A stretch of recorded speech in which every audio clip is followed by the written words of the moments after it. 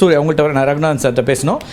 குஜராத் மீண்டும் அவர் மத்திய அரசாங்கத்தின் மீது நேரடியான விமர்சனத்தை வைக்கிறார். நாங்கள் மட்டும் வைக்கலைங்க, மேற்கு வங்கம் வச்சது, மற்ற ஈவன் டிஆர்எஸ் வச்சது வரைக்கும் அவருக்கு குறிப்பிடுறாரு. அப்படியான ஒரு அப்ரோச் இருக்கா, ஒரு பார்வை இருக்கு? நான் இதுதான் சொல்கிறேன். அதாவது ஒரு நல்ல என்வாயன்மெண்ட்டு இந்த மாதிரி பிஜேபி மேலே ஏதாச்சும் ஒரு பழி அப்படியே போட்டுருணும் அப்படின்றதுக்காக இந்த கருத்துக்கெல்லாம் இப்போ அதை குறிப்பிட்டாரு.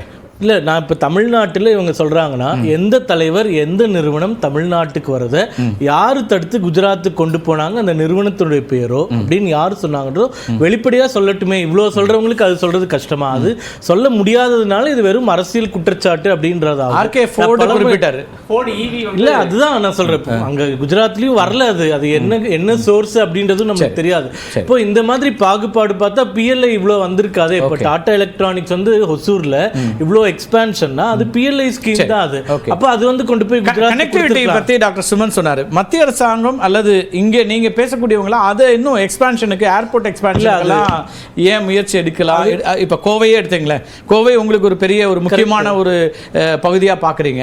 அப்ப அந்த கோயம்புத்தூருடைய எக்ஸ்பான்ஷன் அப்படிங்கறதே டிலே ஆகுது அப்படிங்கிறாரு. இல்ல, அதுலயும் லேண்ட் அக்விசிஷன்ல ப்ராப்ளம்ஸ் இருக்கு. நேத்து வந்து எடுத்து கொடுத்துருக்கோங்கிறாரு. இல்ல, இப்போ முதலமைச்சர் வந்து கோயம்புத்தூர்ல தான் வந்து தமிழ் புதுவல் திட்டத்தை வந்து லான்ச் தொடங்கி வச்சாங்க. அப்ப அந்த பகுதி எம்எல்ஏ வானதி சீனிவாசன் அவர்கள் அங்கே பார்க்கும்போது ஒரு உடனே வந்து பாருங்கன்னு சொல்லி இப்போ ஒரு 10 நாளுக்கு குறைவாக நேற்றுக்கு போய் பார்த்துருக்காங்க. அது கூட அவங்க மீடியாவில் கூட பப்ளிஷ் பண்ணியிருக்காங்க. அந்த ஏர்போர்ட் லேண்ட் அக்விசிஷன்ல இன்னும் என்ன சிக்கல்கள் ஸ்டேட் கவர்மெண்ட் சைட்ல இருந்து இருக்கு, அது முடிக்கப்பட்டால் நாங்க வந்து மத்திய அரசு மூலமா இன்னும் அழுத்தம் கொடுத்து கோயம்புத்தூர் ஏர்போர்ட் எக்ஸ்பான்ஷன் பண்றோம். இப்போ சென்னை ஏர்போர்ட்டும் நீங்க பாத்தீங்கன்னா நம்ம ஏர்போர்ட் எக்ஸ்பான்ஷன்ஸ்ல 2 விஷயங்கள் இருக்கு. அவர் டாக்டர் சுமன் சொன்னது ரொம்ப முக்கியமா. கனெக்டிவிட்டியில இண்டஸ்ட்ரி சார்ந்தவர்கள் வந்து போகிறதை தாண்டி இன்னைக்கு நம்ம ஊரில் இப்போ இந்த சீசன் செப்டம்பர், இப்போ அமெரிக்காவில் இருக்கக்கூடிய அத்தனை பேரும் அவங்க வெக்கேஷன் வந்து போகிற தூரம் யாருக்குமே டைரக்ட் ஃப்ளைட் கிடையாது.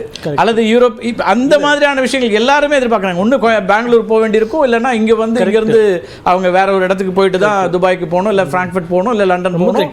அது பர்சனலாகவே நீங்களும் நானும் ஒரு மாதத்துலேயே அனுபவிச்சிட்டோம். நேரடியாக இங்கேருந்து போக முடியாது அமெரிக்காவுக்கு. இப்போது நான் என்ன சொல்கிறேன்னா, இப்போ இந்த ஏர்போர்ட் எக்ஸ்பான்ஷன் ஒரு பக்கத்தில் புதுசாக ஒரு ஏர்போர்ட் கட்டுறோம்னு சொல்லிட்டு அந்த ப்ரப்போசல் போயிட்டு இருக்கு. இப்போ 1 வருட காலம் அங்க லேண்ட் அக்விசிஷனே பண்ணாம போராட்டத்தை விட்டு அந்த ஒரு நிர்வாக சீர்கேடுக்கு வந்து யார் காரணம்? எங்க போராட விடுறாங்க? பரந்தூர்ல சொல்றேன். பரந்தூர் விவசாயிகள் போராடப்பட்டு இப்பதான் அந்த ப்ராசஸ். உங்க நிலைப்பாடு என்ன? பிஜேபி நிலைப்பாடு இருக்கு. இல்ல நான் கேக்குறேன் சார். சார் அரசாங்கம் அதுல டிலே இருக்கு. நம்ம ஒரு பிஜேபி நிலைப்பாடு என்ன? மாநில அரசு வந்து 2-3 லேண்ட் வந்து ஐடென்டிஃபை பண்ணி அதுல ஒன்னு ஃபைனலைஸ் பண்ணி இதுல வந்து ஏர்போர்ட் கட்டுங்கன்னு சொல்லிட்டாங்க. ரொம்ப சிம்பிள்.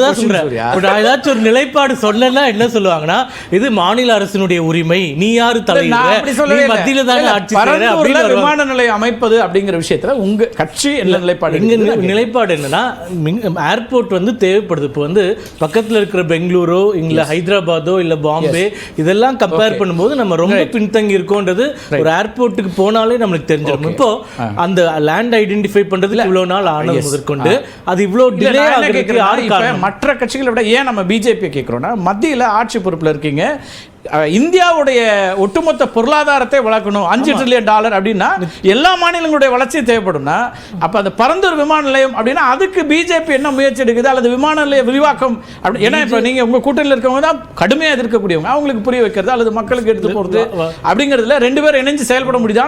வளர்ச்சி திட்டங்கள் எப்பயுமே திமுக வந்து எதிர்கட்சியா இருக்கும்போது எதிர்ப்பாங்க, ஆளும் கட்சியா வந்தா செய்வாங்க. இப்ப நீங்க ஆளுங்கட்சியா இருக்கிறதுனால நான் கேட்கிறேன், வேற ஒன்றும் இல்லை. எப்பயுமே வளர்ச்சி திட்டங்களுக்கு பிஜேபி கிரீன் சிக்னல் தான்.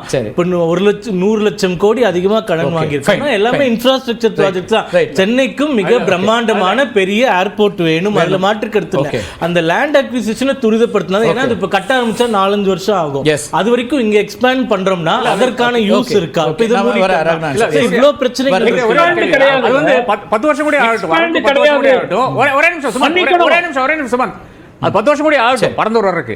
ஆனா இங்க வந்து எக்ஸ்பான்ஷனுக்கு கொஞ்சம் லேண்ட் தேவைப்படுது.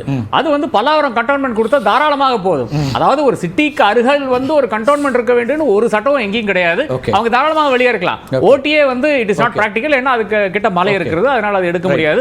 ஓடிஏ கூட வெளியே போகலாம். ஆஃபீசர்ஸ் ட்ரைனிங் அகாடமி சிட்டில இருந்து வெளியே போகலாம். இது ரெண்டுமே மத்திய அம்சமா பார்க்க வேண்டிய. சுமன் சொல்றேன்னா எக்ஸ்பான்ஷன் ஒரு பார்ட், கனெக்டிவிட்டி இன்கிரீஸ் பண்றது ஒரு பார்ட். இப்ப இருக்கக்கூடியதுல இருந்து பண்ண முடியும். ஏர்போர்ட்டுடைய அதனுடைய capacity-யே இன்னும் எக்கச்சக்கமா utilize ஆகாம இருக்கு. இப்ப நாலு டெர்மினல் இருக்கு. நீங்க வந்து ஏர் இந்தியா டெர்மினலுக்கு போனா தெரியும் என்ன மாதிரி அவலமா இருக்கு. அதாவது ஒண்ணு பிளேன் கிடையாது, கனெக்டிவிட்டி கிடையாது. ரெண்டாவது வந்து அங்க சாப்பாடு கூட ஒழுங்கா சாப்பிட முடியாது. அதான் நான் பலமுறை இது வந்து பாயிண்ட் அவுட் பண்ணியிருக்கிறேன். இன்டர்நேஷனல் ஃபிளைட்ஸ் பாருங்க, காலையில இருந்து ஒரு மொத்தமா ஒரு 12 மணி மட்டும் ஒரு 10 ஃபிளைட் தான் மொத்தமா இருக்கிறது. Capacity is not utilised. அதை தாண்டி வந்து பல்லாவரம் கண்டோன்மென்ட் நீங்க சொன்ன ஒரு பல்லாவரம் கண்டோன்மென்ட் எடுத்து இதையே விரிவாக்கலாம்னா அது மாநில அரசு எடுக்கக்கூடிய முடிவு தான். அதை எடுத்துட்டா நம்ம கண்டிப்பா சப்போர்ட் பண்ண போறோம். அதனால அது வந்து அவங்க டொமைன், அவங்க சொல்லணும், இன்னும் எக்ஸ்பேண்ட் ஆகணும்.